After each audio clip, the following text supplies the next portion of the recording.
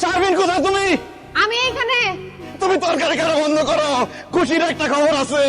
কি খুশির খবর? তুমি কি লটারি জিতছো নাকি? আরে না, কিসের লটারি, এর থেকে বড় খুশির খবর। ওমা গো মা, এর থেকেও বেশি খুশির খবর। খুশির খবরটা শোনার জন্য আমার মনটা আমসান করতেছে। কি খুশির খবর, তাড়াতাড়ি কও। তোমার আব্বা মারা গেছে। ও কি? আমার আব্বা মারা গেছে? হ্যাঁ, তোমার আব্বা মানে আমার শ্বশুর মারা গেছে। বলা আমার আব্বা মারা গেছে। আল্লাহ গো, আমার আব্বা বলে বইরা গেছে গা। আমার এত বড় সর্বনাশ হয়ে গেল। আমার এদিন করে আমার আব্বা চলে গেল। এখন আবার কি হইব? কে আমারে আদর কইরা? ও শারমিন মা কে ডাকবো গো। আহা শারমিন, এরকম একটা খুশির দিনে তুমি মরা কান্না শুরু করলা কেন? চুপ করো। আমার আব্বা মারা গেছে, আমি কান্নাকাটি করবো না তো কি নাচানাচি করবো? অসভ্য ইতর বদমাইশ ফাজিল লোক। এই, আমার বাপ মারা গেছে, তুমি কিভাবে বললা যে এটা একটা খুশির খবর? তোমার তো কোনো ভাই নাই। তোমার বাবার সহায় সম্পত্তির মালিক এখন কে হবে? তার মেয়ের জামাইরা। আর একজন মেয়ের জামাই হিসেবে এটা আমার জন্য খুশির খবর না? না, কত বড় স্বার্থপর। আমার আব্বা মরে গেছে আর সে আছে সম্পত্তি লইয়া। আমি এতদিন এই দিনটার অপেক্ষায় ছিলাম যে কবে তোমার বাবার সহায় সম্পত্তির মালিক হবো আমি। আরে সেই মহেন্দ্রক্ষণ চলে আসছে, আমার যে কি খুশি লাগতেছে। এখন এসব মরা কান্না বাদ দিয়া তাড়াতাড়ি তোমাদের বাড়িতে চলো, তাহলে তোমার বোন আর ওই হারাম খোর দুলাভাই এসে সব সম্পত্তি দখল করে নিবো। তাহলে এসো। আরে আগুন জ্বলতেছে তো চুলায়। আরে আগুন নিবো তাড়াতাড়ি।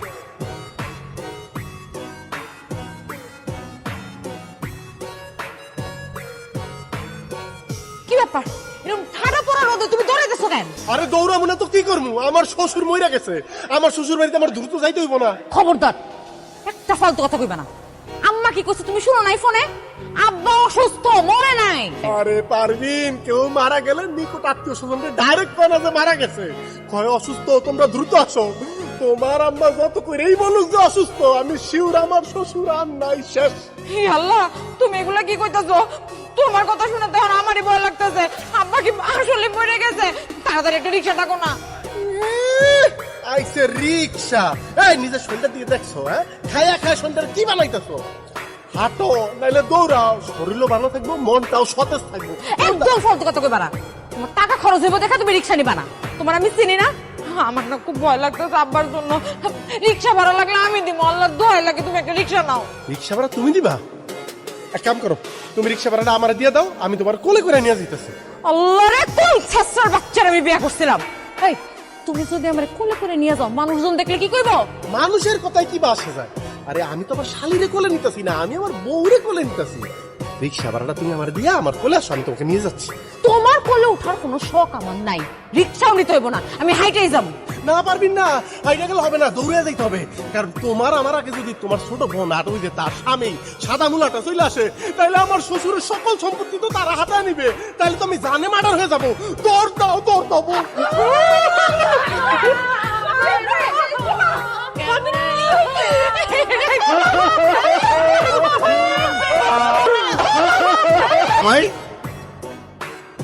আব্বা, আপনি এখনো মরেন নাই? কি ফালতু কথা বলছিস? আমি মনে নাই মানে? এই আম্মা, আপনি এটা কি কাজ করলেন? ফোন দিয়ে এমন ভাবে কান্নাকাটি করে বললেন যে আব্বা অসুস্থ। আমি তো ভাবছি আব্বা মারা গেছে। দেখেন আব্বা, দেখেন আপনার ছোট জামাই সে সব সময় সহন সপনে আপনার মৃত্যু কামনা করে, অথচ আমি আপনার বড় জামাই, আমি সবসময় আল্লাহর কাছে দোয়া করি, হে আল্লাহ, আমার প্রিয়তম শ্বশুরকে তুমি 1000 বছর লক্ষ বছর বাঁচায় রাখো। তুমি কি ব্যাককল গাদা? হ্যাঁ, আরে আমার শাশুড়ি আম্মা বলছে সে অসুস্থ, তুমি তাহলে মাইরা ফেলাই দিলা। এই চুপ করেন তো, আপনার তো কথাই হয় না। আপনি কথা বলার আগে মুখের মধ্যে একটা সোনো মাইরেন। আপা কি আপনার রাত্রের বেলা খুঁজে পায় না, টর্চ লাইট দিয়ে খুঁজতে হয়?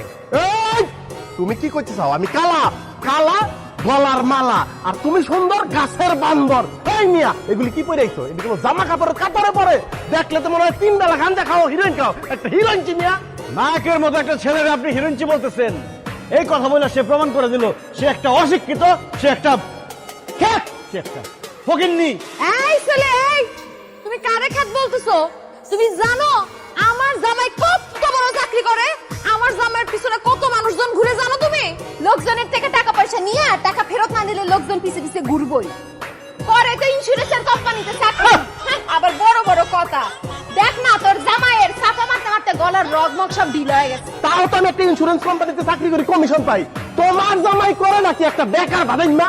এই খবরদার, আমার বেকার ভাজাইমা বলবেন না। আমি ব্যবসায়ী, আমি নিজের কাজ করি, যখন খুশি তখন করি। আর আপনি তো আরেকজনের চাকরি করেন। চাকর কোথাকার। আমি চাকর হইলে তুই ফকির মিসকিন ভিক্ষা করে খাস। আমি ফকির মিসকিন ভিক্ষুক ধরা পারে একদম মেরে হারাবো কিন্তু। আমি ফকির মিসকিন ভিক্ষুক হলে আপনি কি চোরের মতো যে হারায়।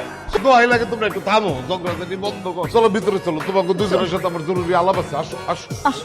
আব্বা আমার মাফ করবেন, এই অশিক্ষিত ছোট লোক যেখানে আছে সেখানে আমি এক মুহূর্ত থাকবো না। শারমিন চলো। আরে তোর মতো ফাউল হিরিংসি জানা আছে, হ্যাঁ আমি এক মুহূর্ত থাকবো না। এই পারবিন চলো। আব্বা তাহলে আমরা যাই। আব্বা আমরাও গেলাম। আচ্ছা ঠিক আছে, যাইবা যখন যাও, কিন্তু আমি তোমাকে ডাকছিলাম আসলে আমার সব সম্পত্তি দুই জামাইরে ভাগ করে দেওয়ার লেগে। ঠিক আছে, তোমাকে এত তারা, তোমরা আজকে যাও গা, পরে যদি পয়সা থাকি আসলে তখন বন্টন করে যাবো। আপনি সম্পত্তি ভাগ করে দিবেন, আমার কোনো কাজ নাই আব্বা, আমি এখানে আছি, আমি একদম ফ্রি। দুলাভাইয়ের যেহেতু অফিস আছে, দুলাভাই যান। হাই হাই কি আসলে ব্যাপার, অফিস থেকে মেসেজ আসছে অফিসের ইন্টারনেট বন্ধ, 7 দিন ব্যাপী অফিস বন্ধ থাকবে, সার্ভার ডাউন। আব্বা আমি কোথাও যাবো না, আমি আপনার কাছেই থাকবো। আব্বা এটা খুব ভালো সিদ্ধান্ত নিয়েছেন আব্বা, যে সম্পত্তি ভাগ করে নেবেন। আই লাভ ইউ আব্বা। আই লাভ ইউ টু আব্বা। তুমি চলো কে, তোমার এক আব্বা। আব্বা আব্বা চল যা ভিতর না, আব্বা ভিতর না।